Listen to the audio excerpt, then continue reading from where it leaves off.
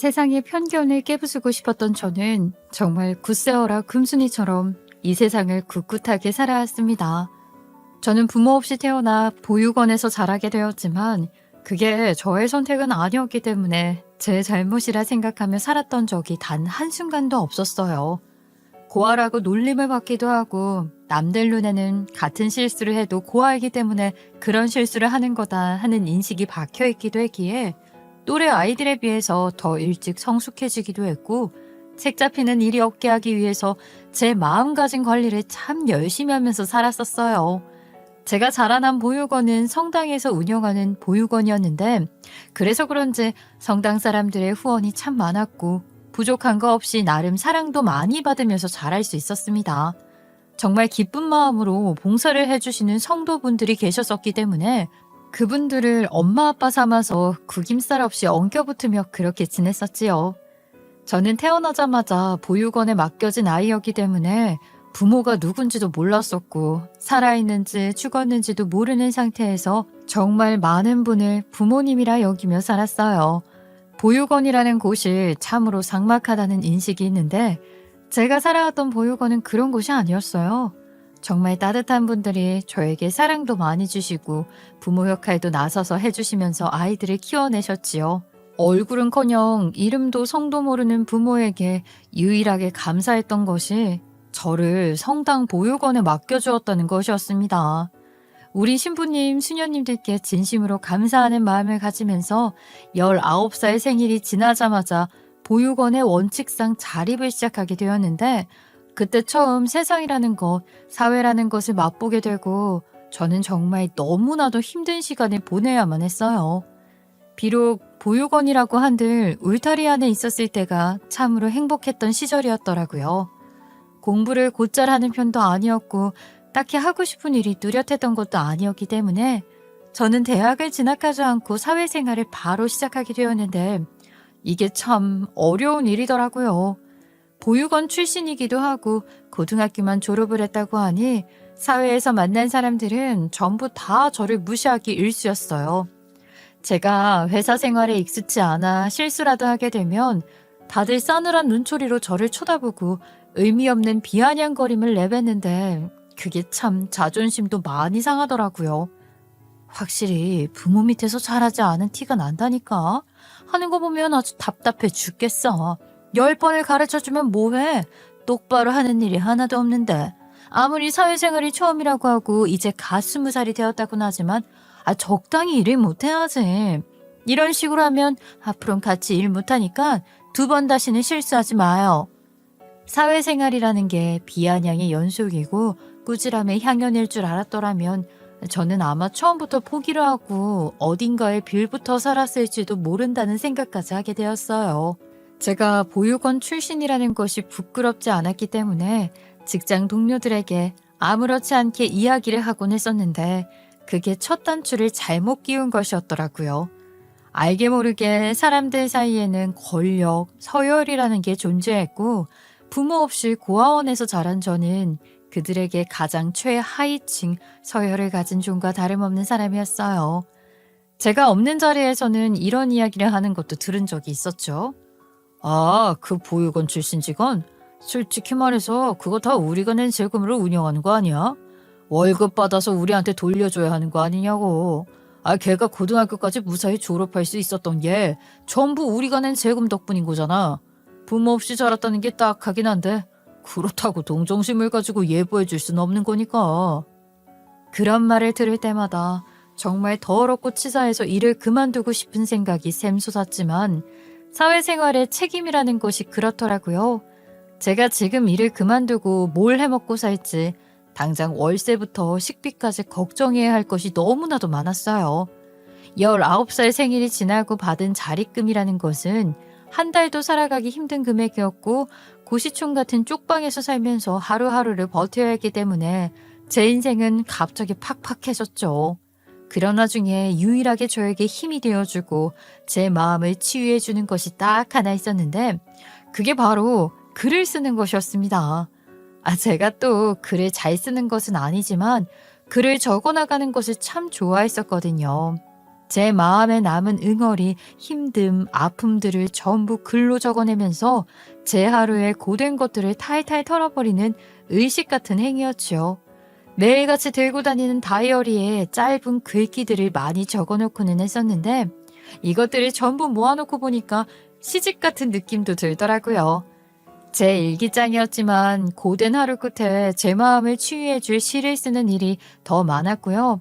제가 그 당시에 취직을 해봐야 좋은 회사에 들어갈 깜냥이 되지 않으니 공장에서 일을 하고 있었는데 공장에서 시달린 하루의 힘든 일을 하나하나 적어 놓으면서 마음의 위로를 받게 되었어요. 지금 이렇게 사연을 쓰는 것도 어찌 보면 제 인생의 고단함을 여러분들과 나누면서 털어버리려고 하는 행위이기도 하고요. 여러분들도 마음의 아픔이나 짐이 있다면 이렇게 글로 풀어서 털어내시면 참 도움이 될 것이라 말씀을 드리고 싶어요. 그렇게 제 목숨처럼 여기던 다이어리를 들고 다니며 간간히 글귀를 적어내려가곤 했었는데 그러던 도중 공장에서 일을 하다가 그 다이어리를 잃어버리게 되었고 제 기억이 뒤죽박죽으로 뒤섞여 있는 시, 글귀들을 잃어버렸다는 것에 마음을 많이 아파하고 있었죠. 남들 보기에는 부끄러운 글귀일지언정 저에게는 대나무 숲과 비슷한 것이었으니까요. 며칠 동안 다이어리에 행방을 찾다가 결국에는 포기를 했는데 누군가 저를 찾아왔어요. 혹시 생산 2팀의 김경화 씨 맞으신가요? 이 다이어리 경화 씨 다이어리 맞으시죠? 제가 일부러 엿보려고 했던 것은 아니었는데 주인이 누구인지 찾다가 내용을 조금 훑어보게 되었어요. 죄송합니다. 마지막 장에 이름이 쓰여있길래 인사부서에 가서 물어보니까 경화 씨가 생산 2팀에 있다고 하더라고요. 혹시 이 다이어리 주인 맞으신지? 맞아요. 며칠 전에 잃어버리고 애타게 찾고 있었는데 정말 감사합니다. 내용은 별로 볼 게 없어서 괜찮아요. 제가 제 치부를 적어놨다거나 남들 험담을 써놓았던 것은 아니어서 아무튼 정말 감사합니다. 제가 제일 소중하게 생각하는 물건이었거든요. 이 은혜를 어떻게 갚아야 할지. 아니 뭘 또 은혜식이나. 다이어리 안에 있는 시 같은 글귀들이 참 좋더라고요. 함부로 열어봐서 죄송합니다만 사람의 마음을 담기는 글귀들이 많아서 저도 모르게 홀린 듯이 읽어나가네요. 혹시 괜찮으시다면 대화를 조금 더 나눠보고 싶은데 커피라도 한잔 하실래요? 저 이상한 사람은 절대 아닙니다. 물건 찾아주시려고 이렇게나 노력을 해주셨는데 나쁜 사람일 리가 있나요? 좋아요. 커피는 대신 제가 사게 해주세요. 소중한 물건까지 찾아주셨는데 제가 그 정도는 대접할 수 있게 해주셔야죠. 시간은 언제가 괜찮으세요? 점심시간이 얼마 남지 않아서 지금이라도 한잔 하시겠어요? 원래 레이디한테 커피를 얻어마시는 사람은 아닌데 물건값이라 생각하고 한 잔 얻어먹겠습니다. 대신 다음에는 제가 살 수 있도록 기회를 주시겠어요? 그렇게 말을 하면서 새하얀 이를 드러내고 웃는데 그 모습이 이상하게 정감이 가고 좋더라고요. 사회생활을 하면서 누군가에게 친절함이라는 것을 받아본 게 처음인 것 같았어요. 별 볼 거 없는 싸구려 다이어리였기 때문에 그저 버려버리면 그만인 물건이었음에도 주인을 찾아주려 발로 뛰었다는 모습이 마음에 들기도 했고요. 같이 일을 하는 사람들에게 매번 공순이라고 무시나 당하고 고아 주제에 일이나 빠릿빠릿하게 하라고 욕이나 얻어먹고 그랬었는데 대학교도 나오지 않았으니 공장에서 생산 파트 일이나 하고 있는 거라고 무시도 엄청 받았었거든요. 회사에 출근할 때마다 심장이 막 쿵쾅쿵쾅 거리는 소리를 크게 낼 정도로 스트레스를 받았었는데 그 사람은 저에게 이 삭막한 공장 생활에 한 줄기 빛 같은 느낌이었달까요? 그런데 혹시 학창시절에 무슨 문예부 이런 활동이라도 하셨던 겁니까? 글귀가 너무 아름답더라고요. 슬픈 구절도 있고 같이 힘이 들었던 구절도 있긴 했지만 전반적으로 모든 게 희망차게 느껴지고 참으로 아름다웠어요. 혹시 나중에 작가가 되겠다는 꿈을 가지고 있는 겁니까? 그런 거면 미리 사인 받아 놓으려고요. 유명한 작가가 될 수 있을 것 같아서요. 그런 거 아니에요. 매번 맞춤법이 맞았나 틀렸나 고민하면서 글을 쓰는데 제가 어떻게 작가가 되겠어요. 그리고 요즘 작가들은 전부 다 고학력자 아닌가요? 저처럼 고등학교만 겨우 졸업하고 공장에서 일을 하고 있는 사람이 종이값 아깝게 책을 내고 그러면 안 되지요. 사람의 마음을 움직이는 글을 쓰는데 학벌이 무슨 소용이 있겠습니까? 본인 스스로에게 너무 큰 한계를 두시는 것 같습니다. 제가 보기엔 요즘 출판되는 책들에 비하면 훨씬 내용도 좋고 아름다운 것 같아요. 만약 책을 출판하게 되면 제가 제일 먼저 구매를 하도록 할게요. 제가 2호 팬입니다. 말씀만으로도 너무 감사한걸요. 그럴 일은 없겠지만 제가 만약 책을 출판하게 되면 제일 먼저 선물로 드릴게요. 너스레를 떨면서 이야기를 나누다 보니까 시간 가는 줄 모르겠더라고요. 저에게 글귀들이 너무나도 아름답다며 칭찬을 해주는 그 사람에게 당연히 호감이 갈 수밖에 없었어요. 늘 저를 무시하는 사람들 속에서 일을 하다가 저의 작은 재능을 발견해주고 아낌없이 칭찬을 해주는 사람에게 어떻게 마음이 쏠리지 않을 수가 있겠어요? 공장이 보통은 3교대로 돌아가는데 그 사람과 저는 근무하는 시간도 똑같았고 해서 식사 시간이 되면 무조건 만나 같이 밥을 먹고 자판기 커피도 함께 나누는 사이로 발전하게 되었어요. 서로 일을 하면서 받은 스트레스를 나누며 상사욕도 하고 웃음도 나누고 하는 사이로 발전을 하게 되면서 자연스럽게 붙어있는 시간이 늘었고 연애도 하게 되었어요. 그렇게 저희 두 사람이 1년 가까이 연애를 하고 결혼을 하자는 이야기를 나누게 되었습니다. 저는 부모님이 계시지 않았기 때문에 시댁에만 인사를 드리러 가게 되었는데 솔직한 말로 너무나도 긴장이 되어 전날 밤에 잠도 들지 못했을 정도였어요. 시댁에 발을 딱 디뎠을 때 소금이라도 맞을 각오를 했고 최소한 욕을 먹으며 쫓겨나겠거니 싶었어요. 보육원 출신의 직장이라는 것도 공장에서 물건을 생산하는 일이나 하는 것이었으니까요. 하지만 예상 밖으로 시댁에서는 환대까지는 아니었지만 저를 꼭 끌어안아 주시면서 받아주셨어요. 아이고, 우리 아들이랑 결혼을 하겠다는 처자가 드디어 나타났네. 내가 대충 이야기는 들었는데 내 입으로 이런 말을 먼저 꺼내는 게 실례는 아닌지 모르겠네. 그동안 아가씨가 참 많이 고생을 하며 자랐다는 이야기를 들었어. 너무나도 고생했겠어. 여자 혼자서. 아이고, 내가 또 주책맞게 눈물이 다 날라 그런다. 저는 저를 싫어하실 줄 알았어요.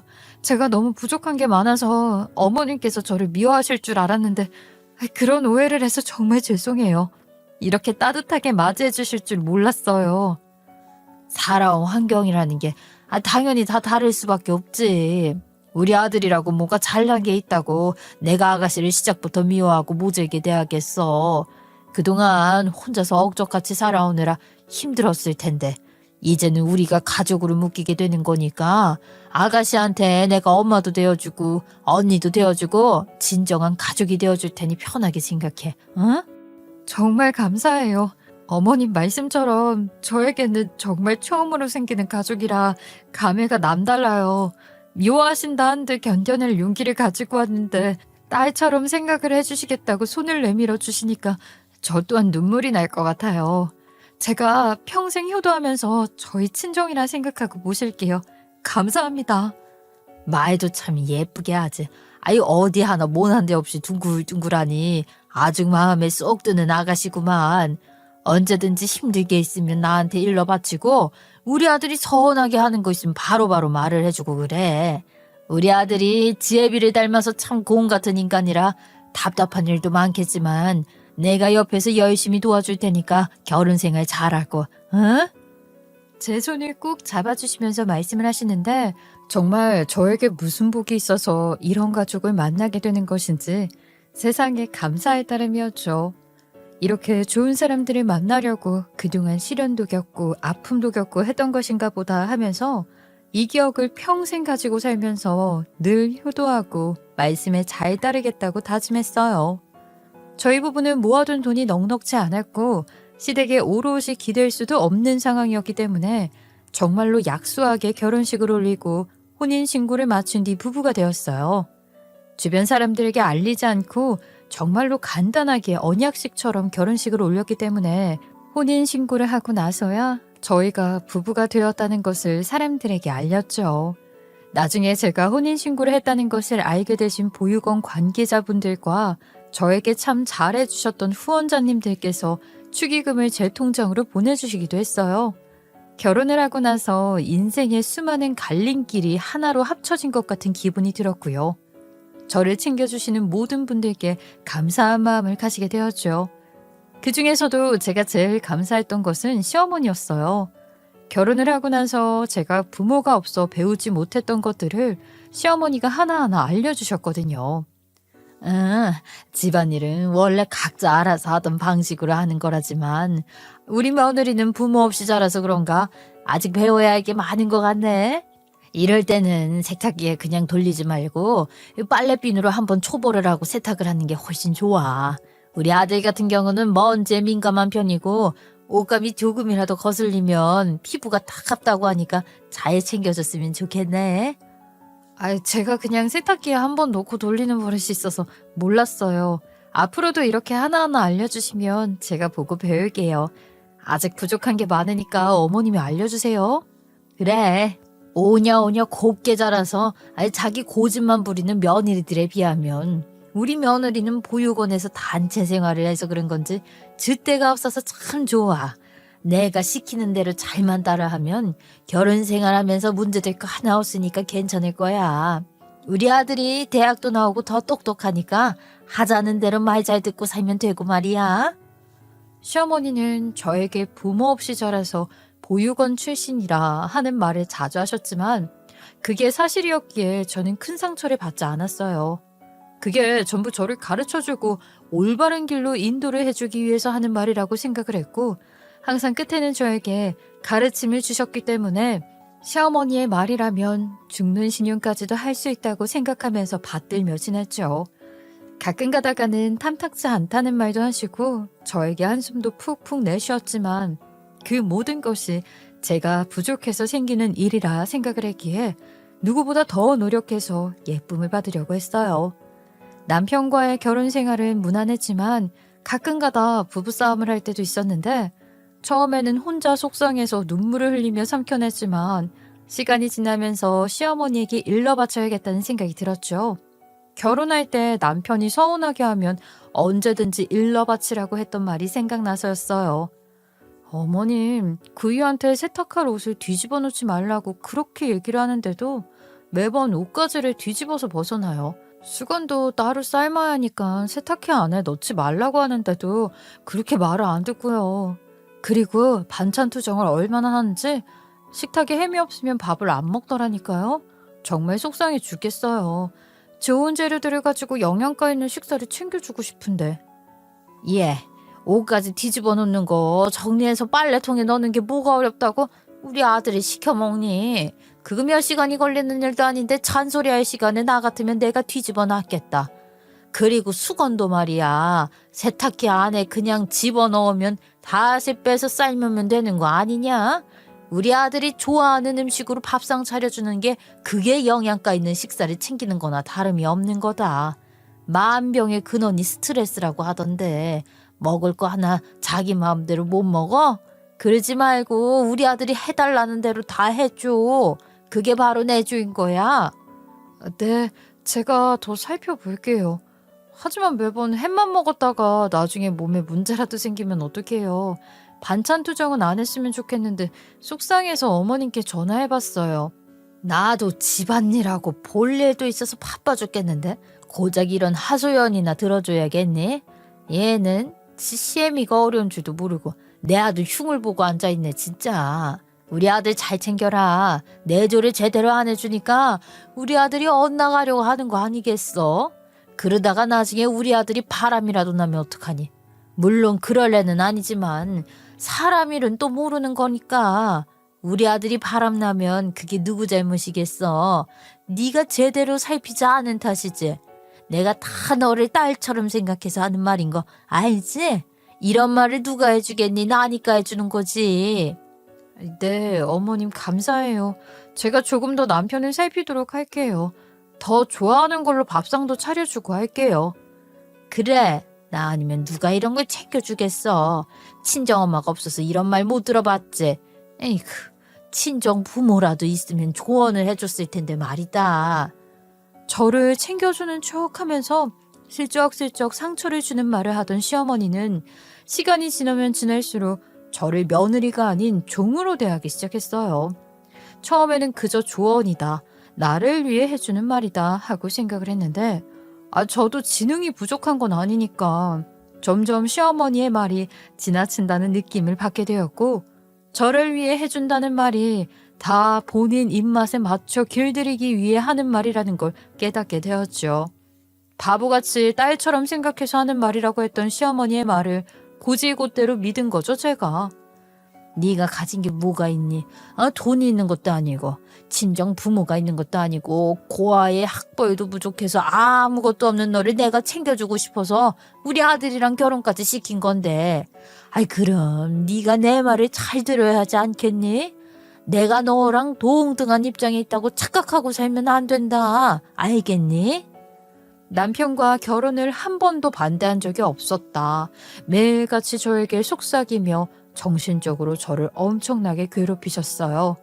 처음에는 무조건 시어머니의 말이 맞다, 내가 믿고 따라야 한다 하고 생각을 했었지만, 이게 날이 가면 갈수록 저에게 모든 집안일을 맡겨놓고 본인은 가스라이팅만 하셨죠.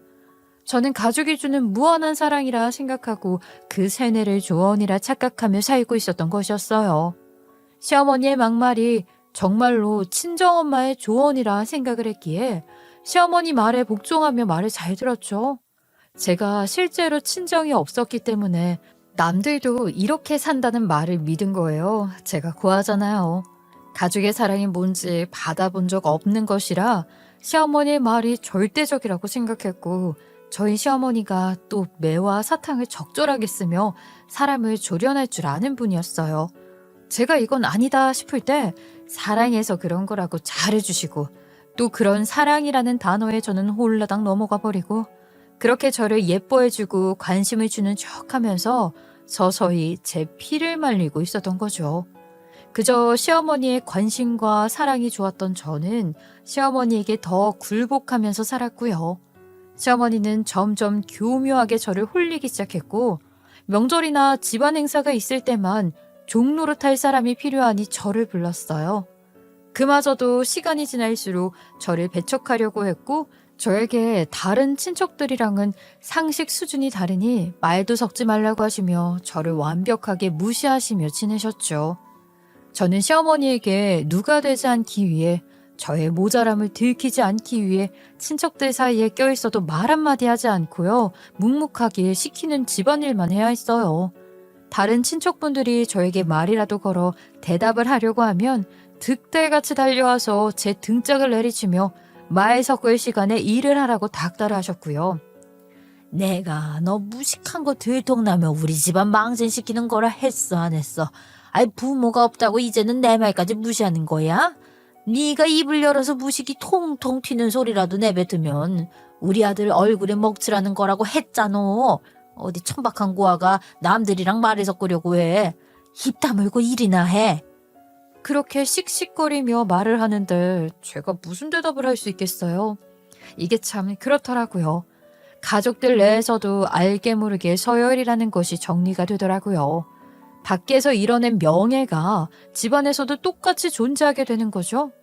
저희 시어머니가 저를 그렇게 무시하면서 말을 하니까 저에게 그나마 말을 걸어주고 몰래 챙겨주던 며느리들까지도 전부 저를 피하기 시작하더라고요.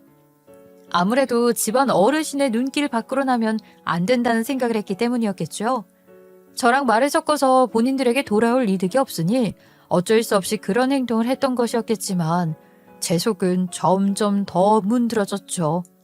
제가 고아로 태어나고 싶었던 것도 아니고 언제는 유일한 가족이다, 너에게 사랑만 주겠다 했던 시어머니가 시간이 지날수록 계모로 돌변을 해버렸으니까요. 나중에는 온갖 명절일까지도 제가 다 도맡아서 해야 했는데, 다른 며느리들에게 같이 좀 해달라고 부탁을 하면 싸늘한 눈초리로 알아서 하세요 하는 대답만 돌아오더라고요. 다들 합심해서 저를 왕따시키는 게 평화를 지키는 일이라고 생각을 했는지 뭔지 어느 순간부터 저를 배척하기 시작했어요. 제가 그런 일을 겪으면서 속상해할 때 저를 위로해주고 제 옆에서 늘 서성였던 건 우리 남편밖에 없었어요. 남편만이 외로운 싸움을 하는 제 옆에 딱 달라붙어 집안일을 도와주었고요. 몰래 눈물을 훔칠 때 묵묵히 휴지를 건네주었죠. 한사코 맹세를 하건대 시부모님이 저희 결혼할 때 도와줄 금전적 여유가 없다고 했으니 시댁에 재산이 없겠거니 하며 살았고, 재산이 있다 한들 얼마나 가지고 있는지도 몰랐어요. 시부모님께 용돈 한 번 달라고 했던 적도 없었고요. 그런데 마치 제가 악기인 것처럼 본인네들 등골을 빨아먹으려고 등장한 고아인 것처럼 말을 하며 친척들 사이에서 이간질을 하고 되니까 저도 점점 반항이라는 것을 하고 싶다는 생각을 하게 되었어요. 시간이 지나면서 제가 아무리 멍청해도 학습을 하는 것들이 있을 거 아니에요. 우리 시어머니가 나서서 이간질을 하고 있다는 것을 알았고, 저 또한 반항심과 반발심이 솟구치고 있었죠. 그때가 언제였냐면요. 저와 남편 사이에서 태어난 아이가 돌이 되었을 무렵이었어요. 첫 돌이 다가오니까 당연히 우리 귀한 아이의 첫 생일을 축하해주고 싶어서 돌잔치를 하려고 했죠. 그랬더니 그 소식을 들은 시어머니가 거품을 물고 달려들더라고요. 저는 정말 손주의 첫 생일을 하겠다고, 그것도 큰 잔치도 아니고 가족들끼리 하겠다고 말을 꺼내자마자 화를 내는 할머니는 또 처음 봐서요. 놀랄 수밖에 없었어요. 보통은 조부모님들이 나서서 손주 자랑하고 싶어서 돌잔치 하자고 지원해주겠다고 말을 하지 않나요? 그런데 우리 시어머니에게는 그런 건 없었죠. 물론 애초에 기대도 하지 않긴 했지만요. 돌잔치를 하겠다고? 아이고, 너희 애가 뭐가 그렇게 귀하고 귀해서 첫 생일을 그리 거대하게 챙긴다 이 말이냐? 돌잔치라는 게 말이다. 예전에는 의술의 발달이 미개해서 애들이 오래 못 살았으니까 해줬던 거고, 건강한 애 태어났는데 뭐 한다고 돌잔치를 여냐? 그래도 남들 다 하는데 저희 아이도 해주면 좋잖아요. 둘째를 낳을지 말지 아직 계획도 없는데 첫 아이의 첫 생일인데 그 정도는 해줄 수 있지 않을까요? 저희가 뭐 대단하게 큰 잔치를 하겠다는 건 아니고요. 가족분들끼리 모여서 이야기도 나누고 아이 생일도 축하하고 그런 자리를 만들고 싶어서요. 에이구, 남들 하는 거 다 따라하면서 어떻게 살아? 각자 형편에 맞춰 사는 거지. 너는 가족도 없는 고아가 무슨 가족을 초대해서 잔치를 하겠다는 거야. 그것도 가족 구성원이 번듯해야 할 수 있는 거란다. 우리 친척들만 불러다가 돌반지 뜯어갈 생각인 거지 너? 염치도 없는 거. 요즘 금값이 얼마나 비싼데 그런 생각을 해. 절대로 네 아들 돌잔치 안 갈 거다. 아니 어머니 무슨 소리를 그렇게 하세요. 네 아들 돌잔치라니 어머니 손주이기도 해요. 어떻게 둘도 아니고 하나뿐인 손주 첫 생일 잔치를 한다는데 그렇게 삿대질을 하고 염치 없는 것이라고 욕을 하고 그러세요. 그동안 와이프가 참으라고 해서 말을 안 했는데 이건 해도 너무하잖아요. 뭐가 어째고 어째? 내가 너무하게 뭘 너무해. 내가 틀린 말이라도 했어? 이게 아주 결혼하더니만 키워준 은혜는 갖다 버리고 지 와이프 편만 드는 거 봐라. 네가 지금 결혼 생활 편하게 하는 게 누구 덕인 줄이나 알아? 부모도 없는 거 내가 하나하나 가르친 덕분이라고. 평소에도 우리 와이프한테 그렇게 말하면서 비난을 퍼붓어요? 우리 와이프 어머니께서 참견 안 해도 알아서 잘해요. 늘 제 기분 먼저 살펴주고 집안부터 보살핀다고요. 그게 다 내 가르침 덕분이라니까 왜 내 말을 안 믿니? 됐고 너 나중에 이혼하고 돌아와도 내가 곱게 안 받아줄 테니까 그런 줄 알고 있어. 어디 감히 며느리 편을 들고 있어? 이혼을 하긴 누가 이혼을 해요? 말을 해도 그렇게 말을. 정말 어머니가 이런 사람인지도 모르고 그동안 시댁에 가겠다고 한 와이프를 말리지 못한 게 천추의 아닙니다. 이런 취급받고 산다는 걸 알았으면 제가 가랑이 붙잡고 말렸을 거라고요. 절대로 우리 집에 가지 말라고요. 뭐가 어째고 어째? 그리고 이혼을 안 한다고 어떻게 장담을 하고 살아? 사람 이름 모르는 건데 가족의 사랑이 고픈 저것이 다른 남자랑 바람이라도 날지 어떻게 알고 그렇게 장담을 하고 말을 해. 너 나중에 울고불고 엄마 말 들을 걸 그랬다고 후회해도 소용없다. 알겠어? 뭐라고요? 어머님, 가족의 사랑이 아무리 고프다고 해도 남편이 충분히 채워주고 있는데 제가 바람이 날지도 모른다고요? 그거야말로 이유 없는 비난이죠. 제가 그동안 어머님께도 아버님께도 남편에게도 얼마나 잘하려고 노력했는지 다 아시면서 어떻게 그런 말씀을 하실 수가 있어요? 아주 그냥 지 남편이 지 편 들어준다고 눈가를 뒤집어 까고 나한테 반기를 드네. 네가 이러니까 부모 없이 자랐다는 소리를 듣는 거야. 어디 내 앞에서 눈가를 뒤집어까? 언제까지 고아로 살아온 걸 가지고 트집을 잡으실 건데요. 제가 부모 없이 태어나고 싶어서 그렇게 태어났어요? 살면서 그런 부분은 제 선택으로 이루어진 게 없어요. 제 유일한 선택은 남편과 결혼한 거, 그리고 우리 아이를 낳은 거 말고는 없다고. 저도 어머님이 이렇게 저한테 막말하실 줄 알았다면 어머님은 시어머니로 안 모시고 살고 싶었을 거라고요. 나중에 네가 바람이 나나 안 나나 한번 두고 보자고. 없이선 기집애가 남들이 애정만 주고 관심만 주면 칠렐레 팔렐레 하면서 네가 그런 장담을 해? 네, 두고 보시던가요. 저를 뭘로 보고 그딴 소리를 하시는지 정말 어머님의 그 말도 안 되는 헛소리 더 이상은 듣고 싶지 않아요. 저는 남편만 있으면 되니까 이제 어머님이랑은 얼굴도 안 마주치고 살고 싶다고요. 제가 그동안 얼마나 당했는지 지금 와서 생각해보면 하나하나 소름이 끼쳐요. 이대로 이렇게는 못 살아요. 어머님이랑 절대로 안 마주치고 살 거예요. 예, 나중 일은 모르는 거다. 장담하면서 사는 거 아니야. 우리 아들이 정신 차려서 정말 괜찮은 여자를 만날 수도 있지. 그리고 너만 내 얼굴 보기 싫은 줄 아냐? 나도 네 얼굴 보기 싫다. 어디 뻔뻔하게 고한년이 우리 집 얼굴에 들이밀어. 애초에 부려먹기 편할 것 같아서 우리 아들이랑 결혼시킨 건데 이런 년인 줄 알았으면 결혼도 안 시켰을 거다. 네, 잘 됐네요.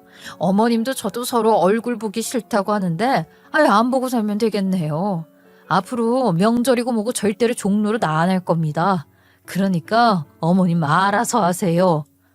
아이고, 내가 뭐 무서운 줄 알고 애 낳고 나서 돈 벌 생각은 않고 애 키운답시고 집에만 있는 것도 꼴 보기 싫었는데 잘 됐지 뭐. 우리 아들 등골 빨아먹는 거 죽어도 못 본다. 애라도 얻고 나가서 일할 생각을 해야지. 아주 살맛 났지 살맛 났어. 보육원에서 개고생하면서 살 때는 이런 천수를 못 누렸겠지. 그러니까 지금이라도 누려보겠다 버티는 거 아니냐? 염치 없는 거, 너 같은 거 아주 쓸모도 없고 쓰잘데기도 없어. 다시는 찾아오지 마라. 아이고 알터 네가 빠지는 기분이네.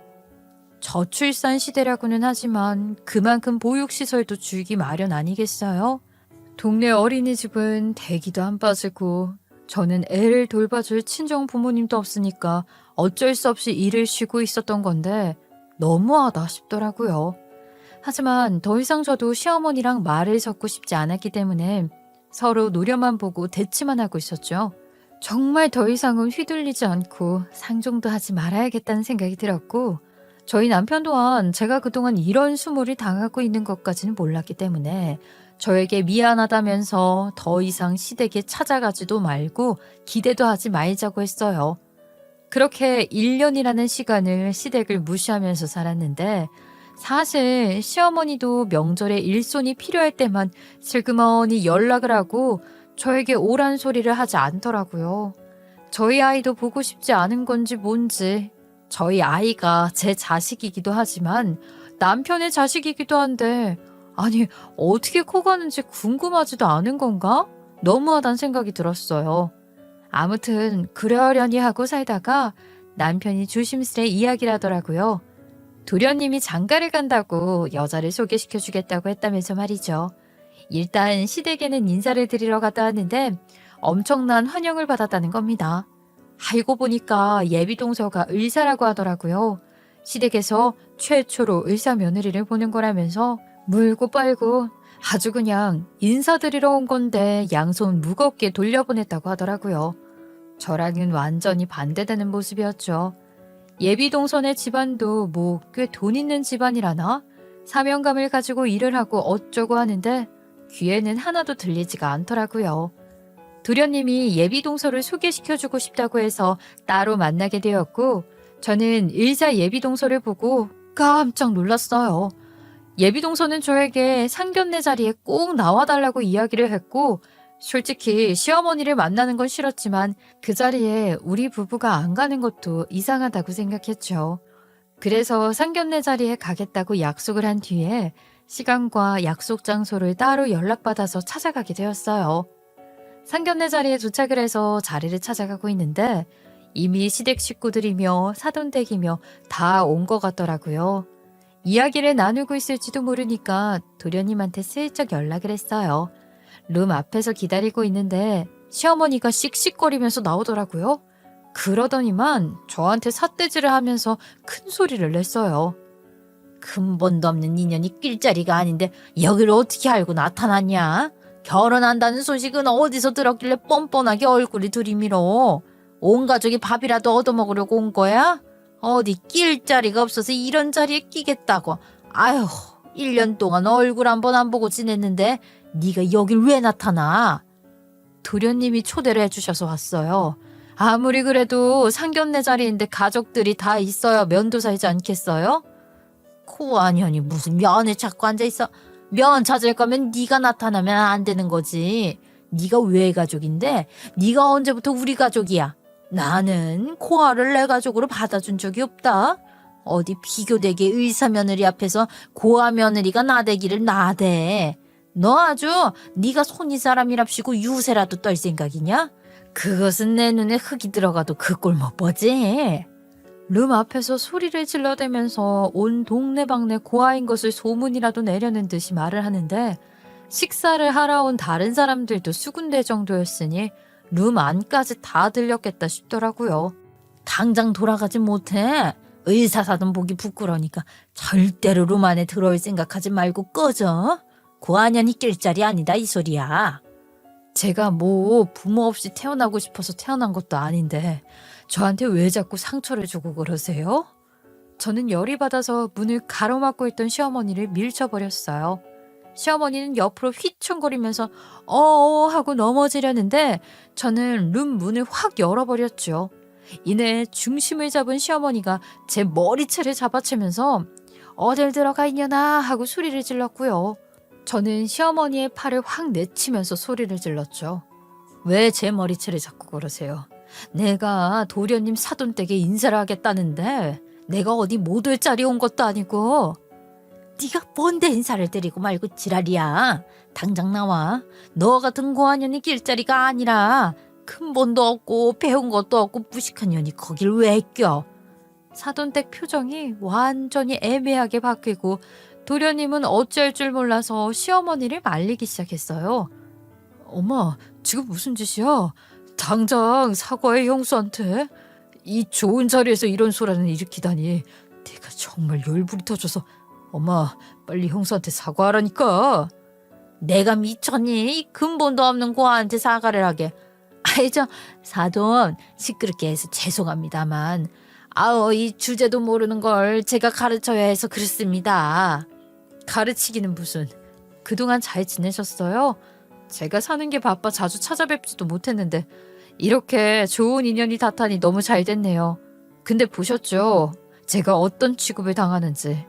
우리 귀한 은혜가 저랑 똑같은 취급을 받지는 않겠지만 그래도 우리 시어머니가 어떤 인간인지는 아셔야죠. 귀한 은혜?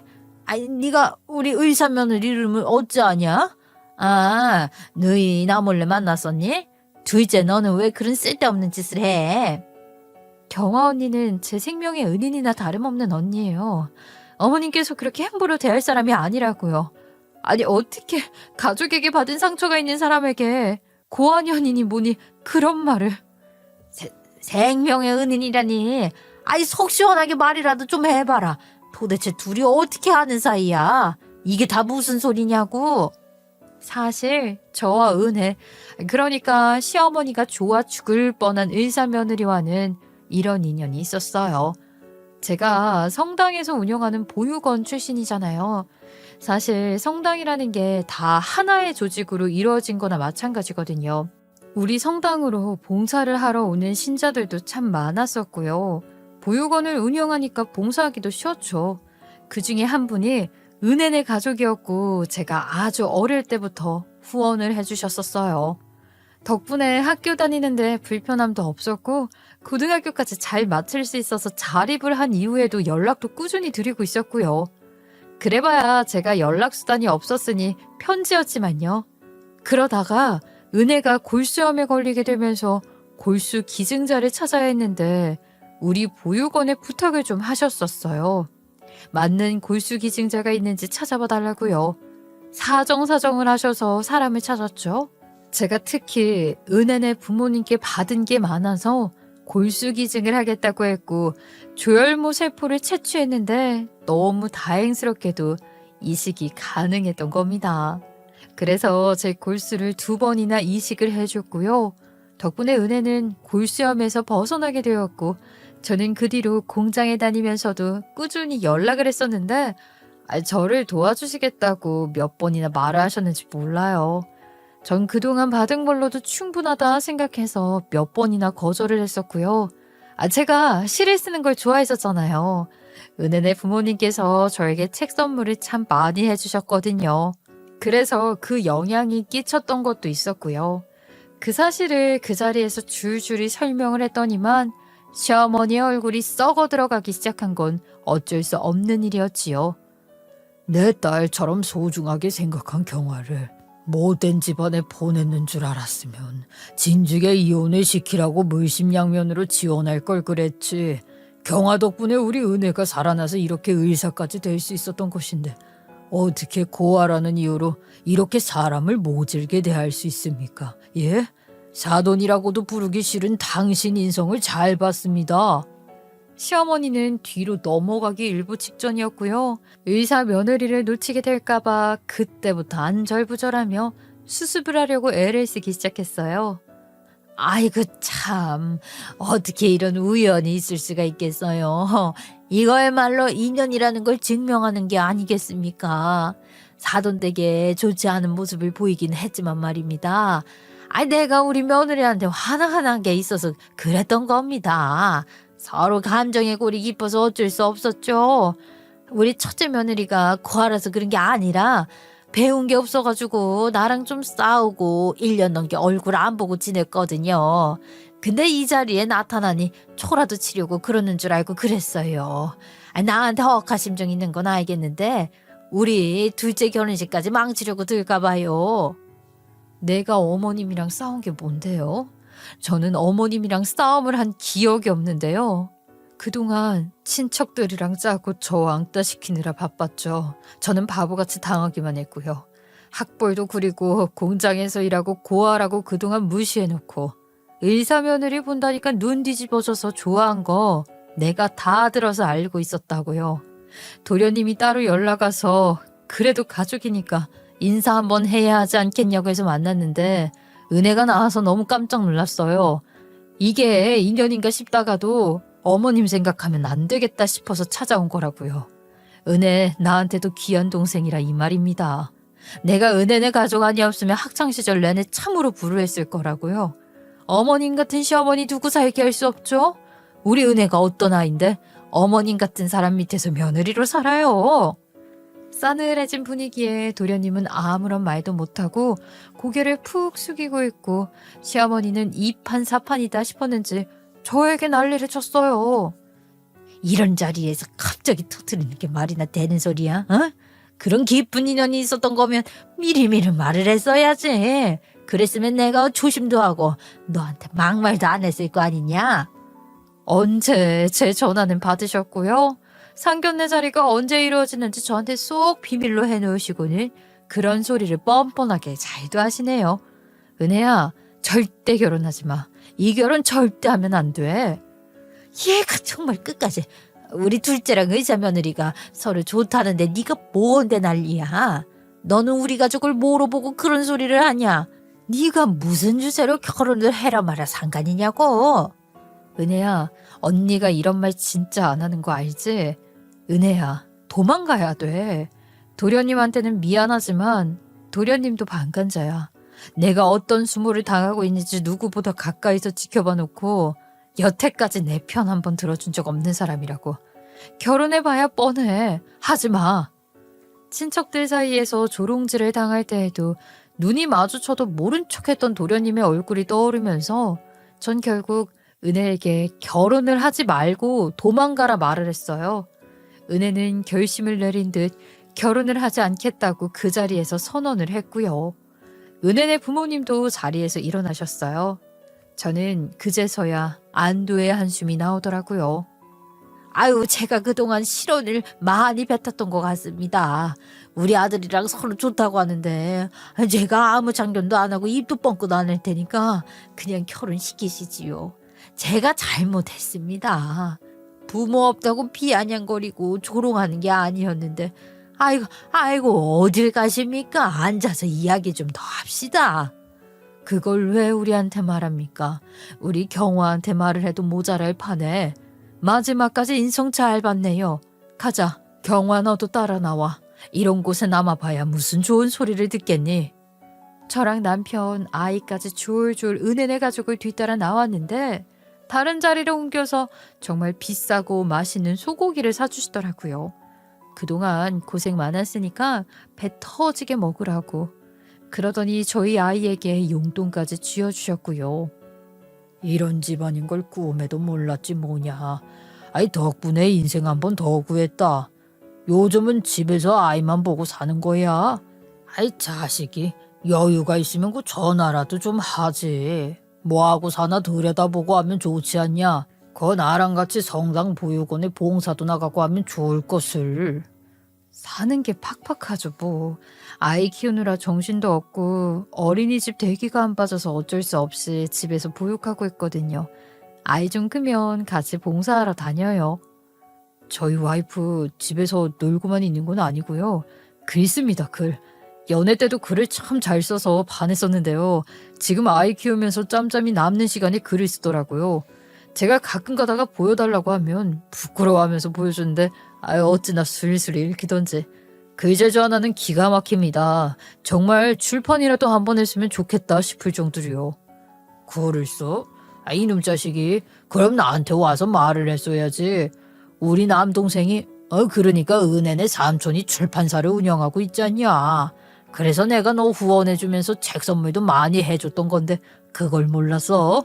그래, 네가 쓴다는 그 글 좀 나한테 가지고 와봐라. 내가 동생한테 원고 한번 넘겨줘 볼게.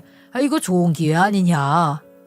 저도 글을 끼적인 지 시간이 꽤 흘렀으니까 이제는 제법 글밥 티가 나는 글을 쓰곤 하는데 부끄러운 마음이 아직 더 커서 한사코 거절을 했어요. 그런데 우리 남편이 이 기회를 놓치면 안 된다고 생각을 했는지 제가 글 하나는 기가 막히게 쓴다고 칭찬을. 그래서 결국 저는 원고를 보내드릴 수밖에 없었죠. 한 일주일이 더 지난 뒤에 연락을 받았는데 그 글 구성이랑 이것저것 좀 다듬어서 출판을 하자는 이야기를 나누게 되었어요. 그 뒤로 저는 글을 열심히 쓰게 되었고요. 정말 제 2의 인생이 열리게 되었다고나 할까요? 그 이후에 시댁 식구들 전부 다 저를 찾아와서는 정말로 빌고 또 빌면서 애원을 하더라고요. 은혜네 가족의 마음을 한 번만 돌려달라고요. 하지만 은혜를 원수로 갚을 수도 없고 제가 꿈쩍이나 하겠냐고요. 남편 또한 든든하게 제 편이 되어주었고요.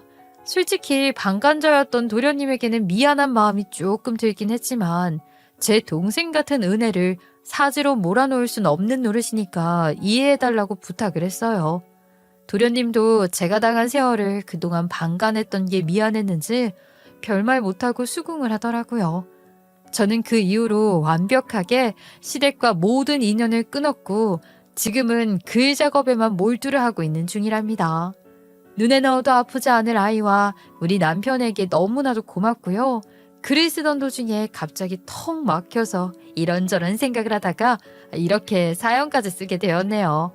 지금은 저 너무나도 행복하게 지내고 있는 중이니 많은 걱정은 안 하셔도 됩니다.